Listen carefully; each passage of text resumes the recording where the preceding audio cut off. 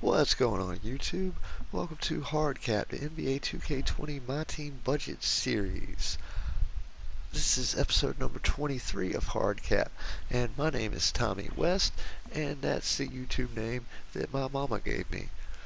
We've got some changes in the squad that we're going to go over today, and also a little something's going on in the greater YouTube my team community that I'm going to address just briefly. Just give my little opinion on it. I ain't no big deal. I don't have shit 20 subscribers, so who am I to say anything about anyone else really?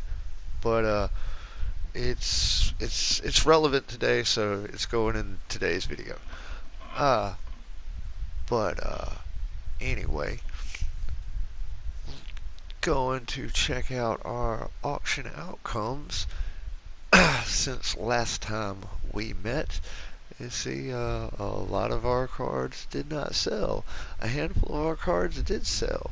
So we'll collect our MT for that stuff, and we will, excuse me, we will send these players who did not sell back to auction and maybe check some stuff out in the auction house while we are here.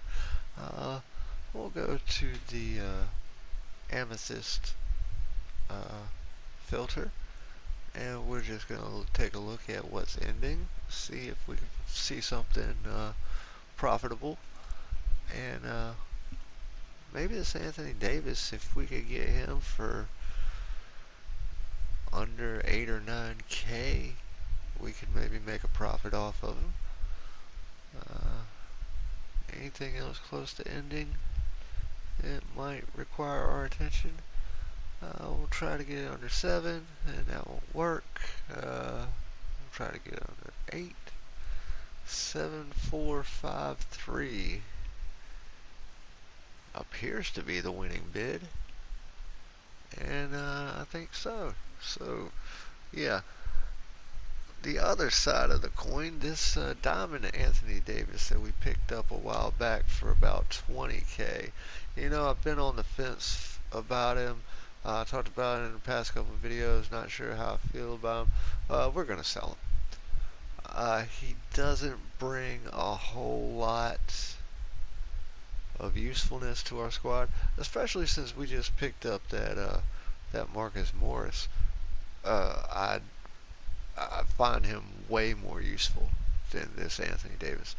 This Anthony Davis was, I think it was the first diamond AD, and he can't shoot the three. Other than that, he does AD things, but you know, 3-point shooting is very important in today's game. So we're gonna send him up, see if we can make a 10K profit. And we finish the first Jason Kidd Spotlight Challenge, and we get the free Sapphire Jason Kidd card. And AD sold just that quickly. I put him up for sale once before, and he went a full 24 hours, didn't go. But we got him, we sold him this time. And with some of the profits from that, we picked up the New Year's resolution, DeAndre Ayton. We actually got him on a snipe. Wasn't bad. We paid about 9K for him. 9 and some change. So, for his evolution, he needs 23 pointers. So we come to triple threat, and we use our triple threat 3-point method that I talked about in a previous episode, and we knock him down. Also, we scored 10 points with Jason Kidd in those triple threat games, so he's up to a ruby already. And we got our 23 pointers with DeAndre Ayton, so he will move up to a diamond for us, and he gets an 88 3-point shot, and include also all these gold badges. So he's gonna be a great 3-point shooter and a great interior defender. Got like a 90 something block, and now he's gonna have what 890s mid-range and a 88.3. Ridiculous. Now, that was part of the money that we got from, MT we got from selling AD. I also want to look for the New Year's resolution Ayton Turkoglu. I've looked and there's nothing ending soon, so we're just going to try to find the cheapest buyout we can, and we'll take a look at that and maybe pick him up. And it looks like it's going to be 21.3, so I'll just about wipe us out at MT again, but we'll take it.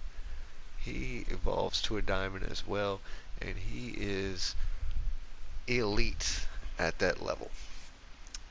And Jeff Petrie is a guy who I spoke about on our wish list video a while back, and he's actually come down considerably. There was a good while where he was not, you couldn't get him for under 20k. Now he's about 7 or 8k, and we managed to add him just playing domination and stuff like that. We also picked up a couple of budget cards from the new Jason Kidd series. We got Kerry Kittles and Antonio McDyess and Keith Van Horn, all players you can get at a buy now for under 2,000 MT, pretty much. So, as I said, we played a lot of domination.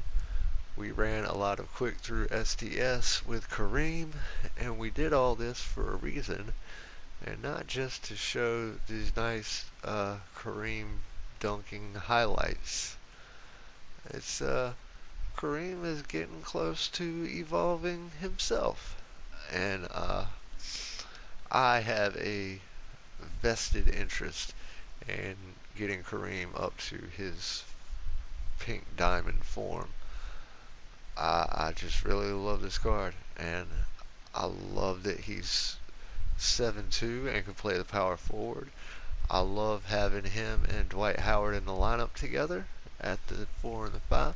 And look at that. He's ready to evolve from a 91.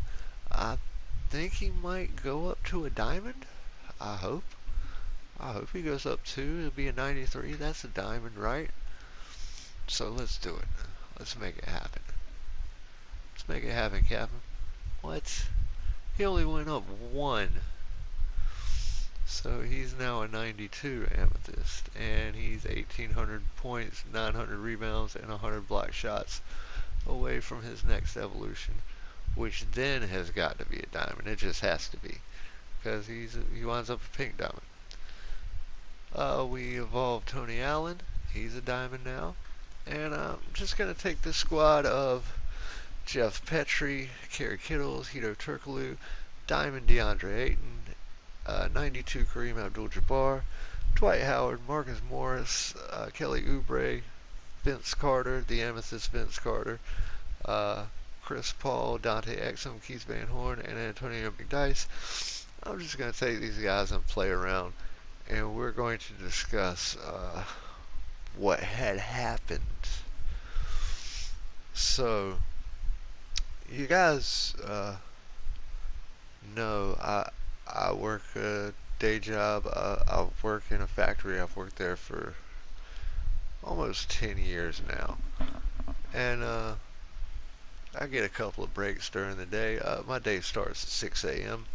I get a couple of breaks during the day. I get a 30-minute lunch at noon, and most of the time during breaks and lunch, I'll get out on my phone and I'll be looking up YouTube videos. And I like to watch a lot of MyTeam YouTube videos. There's a lot of content creators on YouTube that do MyTeam videos that I really admire and really enjoy. And I'm not going to mention any names because I'm not name dropping to chase clout or anything like that. I'm not trying to ride anyone's coattails, but this is what happened without mentioning any names. I saw a video where they were talking about one YouTuber had made an ebook with plays in it or something that he was either trying to sell or he was taking donations for. It was one of those deals. Basically monetizing an ebook, which was, from what I understand, little more than just a collection of plays or a playbook that anybody can get. And so the YouTuber that I was watching was talking about this other YouTuber and was mentioning that this attempt to monetize this ebook had caused yet another YouTuber to speak out against it, and there's all this drama going on, and people were upset with each other, and people watching videos were upset with the creators, and the creators were upset with each other, and this and that, and the third and the fourth. So that was one thing that was kind of weird today. And I noticed a couple of my favorite YouTubers had not posted any videos today. That's the point. Normally when I'm on my 9:30 break, there's at least one new video of the day up. By lunchtime, there's several videos up that I can watch. And I noticed a few of my favorite YouTubers had not posted anything new when I went to look for them. I thought that was kind of odd. So then, after I got off work, it was either through a YouTube video or it was on Twitter when I found out that 2K had started banning certain accounts, and basically accounts that were tied to this MT buying website stuff. These websites where you go and you purchase MT. And if you've watched any YouTube videos on MyTeam, you've heard about this stuff. At least half of the YouTubers are sponsored by one of these websites.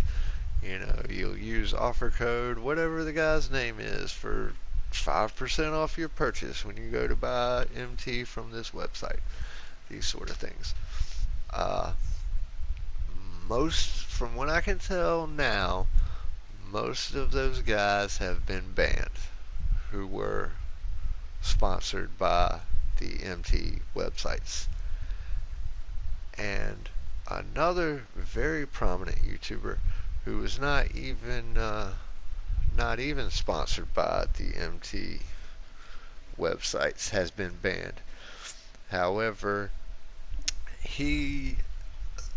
some of his videos, while he does not, and it actually has kind of spoken out against using these websites, he burns through a lot of MT every time new packs come out.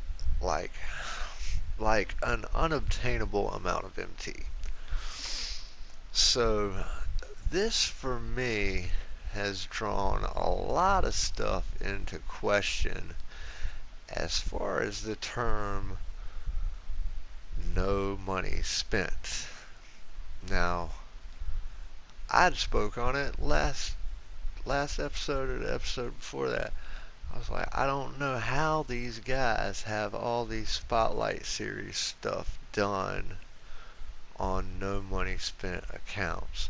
Like, I could see maybe get one or two of them done, but they have like all of them done, and they're quote unquote not spending any money. Now, a certain YouTuber speaks about on his no money spent account, he specifically says that he doesn't buy VC. But that's not, from what we're learning, just because you don't buy VC doesn't mean that you don't necessarily spend money. There are other ways to spend money without purchasing VC from 2K or Take-Two or whatever it is, in-game transactions. So it's drawn into question for me anyway, like, how legit is any of this stuff? Because, so yeah, the thing is, apparently buying MT violates the terms and 2K's terms and services agreement. So if you buy MT, you are subject to be banned. And apparently that's what happened. People buying MT got banned. People promoting the buying and selling of MT got banned. And it's like most of the big MyTeam YouTubers got banned today. But yeah, my thing is, like, you're calling yourself no money spent account. Are you either spending money to buy MT on your quote unquote no money spent account, or are you being sponsored in some way by these websites? Are you being given free MT? Because if you are, then pardon me for saying so, but you're full of shit. Like, the thing that I liked about this, the thing that got me started, why I said, hey, I could do that. I could make no money spent videos, is because you don't have to spend any money on them.